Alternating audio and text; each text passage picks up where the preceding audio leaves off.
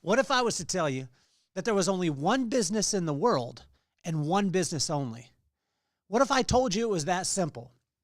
Now, I didn't say that it was easy, but what if I said it was that simple? I heard this my entire life. My pops would always say to me, boy, there's only one business in the world and one business only. And at first I would be like, well, Pops, there's so many different businesses. I know that there's dry cleaners, there's the grocery store, there is ice cream shops. He said, no, boy, there's only one business in the world. And when you understand that business, then everything becomes simple. It's not easy, boy, but it becomes simple. So today we're going to be talking about that one business and how everything starts to become clear when that happens. The reason why I'm wearing a suit today is because we're talking business.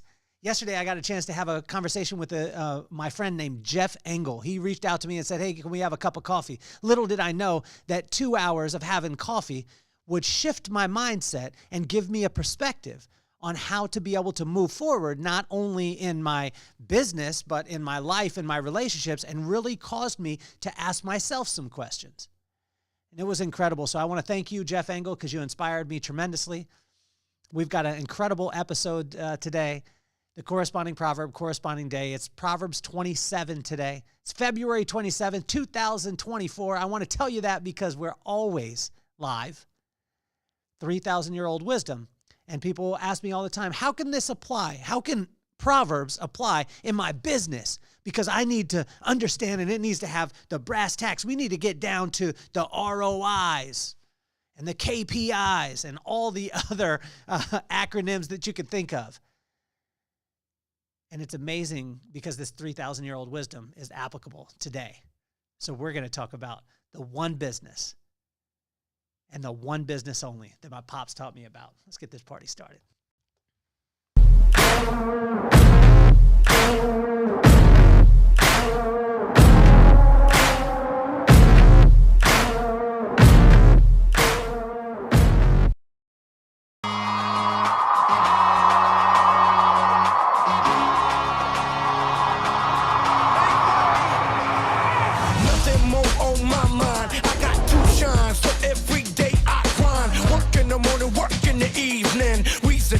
Cause we believin', it's for certain. We put the work in. We ain't stopped just because it's hurting. Right before your eyes, so it's coming to no surprise. The takeover is televised. Over and over and over again. Make no mistake, we continue to win. Defeat never know, cause I will not lose. They wanna mimic my moves, but can't walk in my shoes.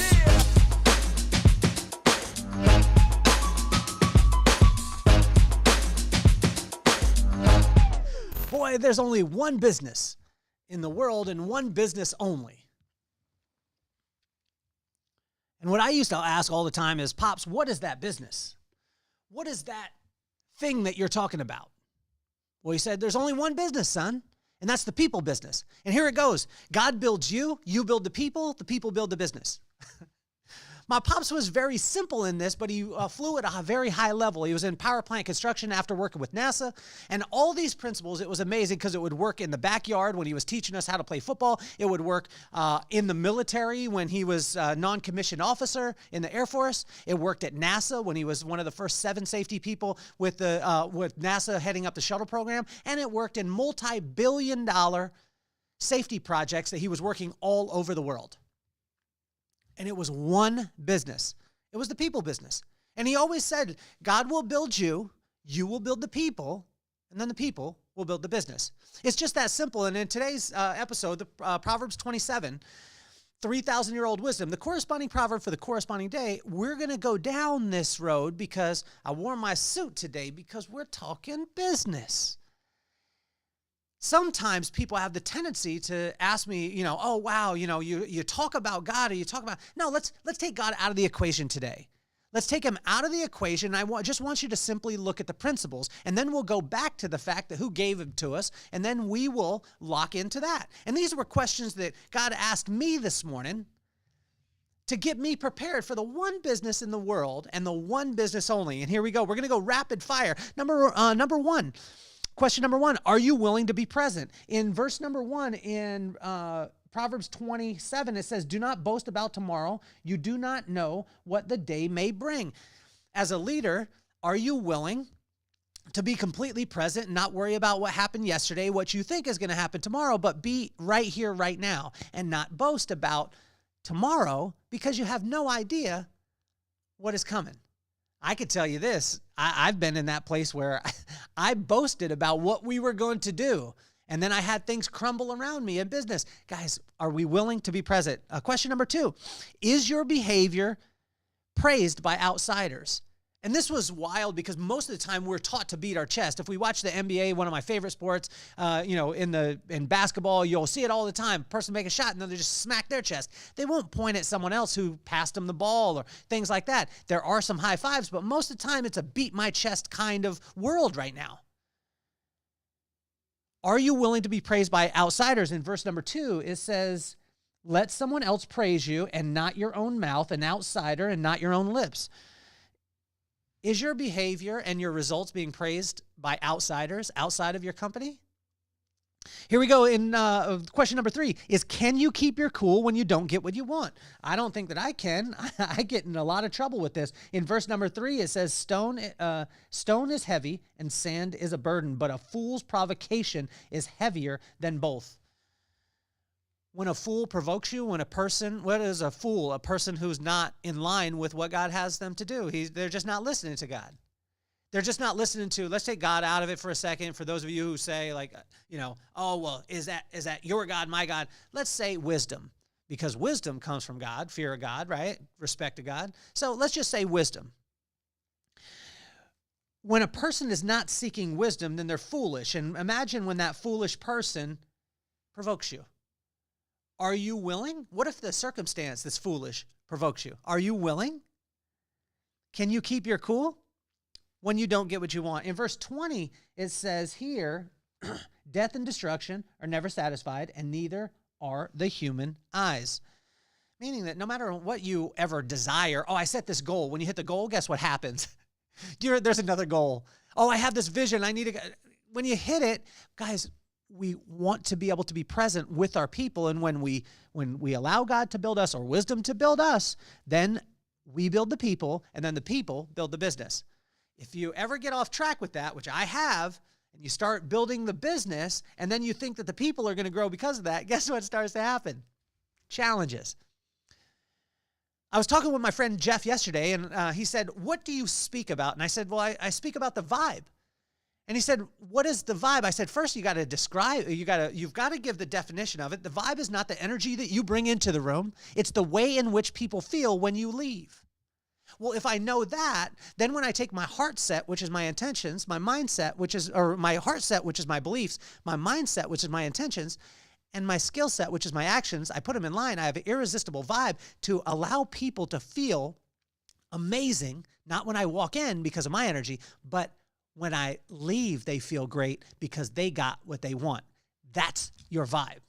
And that's what I told him and I spoke about. He said, do you talk about that on LinkedIn? I said, I do. But a lot of times, guys, we got to understand that as a leader, our leadership skills, the techniques that we use, it doesn't really matter which one. There's so many different ones, but it's the vibe, your vibe, the way in which you make people feel when you leave, that powers everything. And it's the missing ingredient that could change everything. In question number 4, it says, are you genuinely happy for others' success? Anger is cruel and fury is overwhelming, but who can stand before jealousy? Do you have jealousy about other people succeeding? I have a little saying that I truly mean from my heart. I show it on LinkedIn. I show it on Facebook. I show it on Instagram. It's, I love when my friends win.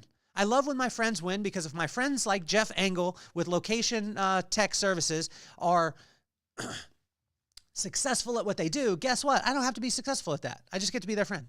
And then I get a chance to be able to be myself. Imagine as a leader, if you were so excited about what everyone else did that you allowed them to step into their gifts. And when they stepped into their gifts, you didn't have to be that. So, are you genuinely happy for other success? Question number 5 is, do you express love? Do you express the love you have for those around you publicly and specifically? In verse number 5, it says, better is an open rebuke than hidden love. Watch that. Whoa. Better is an open rebuke. It's better to tell someone they're wrong than to hide love. Well, imagine if we expressed it. Imagine if the things that you loved and admired about people, you talked about it, and you talked about it publicly and specifically. In verse number 6, it says, wounds from a friend can be trusted, but the enemy multiplies kisses. Wounds from a friend. How do we know if we're a friend? Well, ask yourself those questions that we've been asking before. Question number 6 is, are you willing to slow down and hunger and thirst what is only meant for you? That one's a hard one for me. Verse number 7, one who is full loathes honey from the comb, but to the hungry, even what is bitter tastes sweet. This is what God was asking me. In your leadership, are you willing to slow down and only thirst for what was meant for you? What if we switch it? Meant for your company, meant for your position. Are you okay with slowing down and just hungering and thirsting for that as opposed to what somebody else has or another department has? Imagine this.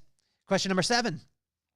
Are you rooted and grounded in your heart set? Your heart set is your belief system. Your belief system comes from what you hear, what you see, and what you become aware of through the senses by people that you value. So in verse number 8, it says, like a bird that flees from the nest is anyone who flees from home. Are you rooted and grounded in what you actually believe? In verse number 18, it says, the one who guards the fig tree will eat its fruit. Whoever protects their master will be honored. Do you protect your belief system? Do you protect the culture? Do you protect the people inside of your organization that you're leading? Are you allowing wisdom to build you? Are you building the people? And are you allowing the people to build the business? In verse number 19, as water reflects the face, so one's life reflects the heart. This is what Jeff and I talked about yesterday. We said you could do all the greatest things in the world, but if your heart isn't there, you could put all the greatest posts on LinkedIn, on Facebook, on all the platforms. You can have it on your website, but people will know your heart. Are you rooted and grounded in what you actually believe? And people will know this, and especially when you're building people. In verse number 22, though you grind a fool into mortar, grinding them like grain with a pestle, you will not remove the folly from them. So how do we have folly? By not seeking wisdom. Okay. Question number 8 is, what is your vibe? We talked about the vibe. What is your vibe? It's not the way you walk in, the energy you walk in with, but it's the way that people feel when you leave. So what's your vibe? Is your heart set, your beliefs, your mindset, your intentions, and your skill set, your actions, are they all in line, creating irresistible vibe that makes everyone feel amazing when they're around? Sometimes it's just about asking them questions as opposed to telling them information. Here we go. In verse number 9, perfume and incense bring joy to the heart, and pleasantness of a friend springs from their heartfelt advice. Thank you, Jeff Engel, for your heartfelt advice yesterday. It was incredible. And what I'm going to do is, number 1, I showed up. I was present with you. Number 2, I listened to you. And number 3, I'm going to apply it. And that will give me access to anyone in the world. If you want access to mentors, simply do those 3 things. Here we go. In verse number 11, be wise, my son, and bring joy to my heart. Then I can answer anyone who treats me with contempt. Again, bring joy. What is joy? Fall in love with your current circumstance and allowing magic to happen. It is not happiness. Happiness goes high and low, and it's based off circumstance. Here we go. In question number 9, in leadership, in the people business, let wisdom build you. You build the people build the business. Do others feel safe to come to you? I had a challenge with this because there was a lot of times where my energy would be at a place where I'd be like, I'm trying to bring the most positive vibe, but then people wouldn't feel safe to bring me something because they would think, man, he's always high energy. Sometimes we need to bring it down a little bit because there's people dealing with different things, and we need to understand where they're from, where they're at, and then where they can go, but make sure it's in that order. In verse number 10, it says, do not forsake your friend or a friend of the family, and do not go to a relative's house when disaster strikes you. Better is a neighbor nearby than a relative far away. Are you that friend nearby? Question number 10 is, do you think of the future or only now? This is a hard one because in the first one, are you willing to be present? In verse number 12, it says, the prudent see danger and take refuge, but the simple keep going and pay the penalty. Prudent is just having thought of the future. This was hard for me because, again, do you think about the future or only now? God tells us, or wisdom tells us, hey, be present, but also I got to have thought of the future as opposed to just immediate gratification. Question number 11 is, how is your timing and delivery? In verse number 14, it says, if anyone blesses their neighbor early in the morning, it will be taken as a curse. How is your timing and your delivery? It's not just about what you say, but how you say it. Sometimes it's the language you say it in. It's the way that you make people feel. It's not the words that you say or the actions that you take. So your leadership doesn't matter if the vibe is off. Your culture doesn't matter if the vibe is off. And your systems don't matter if the vibe is off. Question number 12 is, do you make others better? And in verse number 17, it says, iron sharpens iron, and so one person sharpens another. I go back to a basketball analogy. I think that Michael Jordan is the greatest. Why? Because Michael Jordan made everyone else great around him. There are players that people say, oh man, this person's better, this person's better. But I ask you, do they make everyone else better around them? And ask yourself that. Do you make other people the best at what they do without you taking the credit and you put the shine on them? Question number 13, have you been battle tested? In verse number 21, it says, the crucible for silver and the furnace for gold, but the people are tested by their praise. Have you been battle tested? Have you been praised at the highest level? Because it will show who you truly are. Let's see. Question number 14 is, do you truly know the condition of your people or the culture? Verse number 23 and 24, be sure to know the condition of your flocks.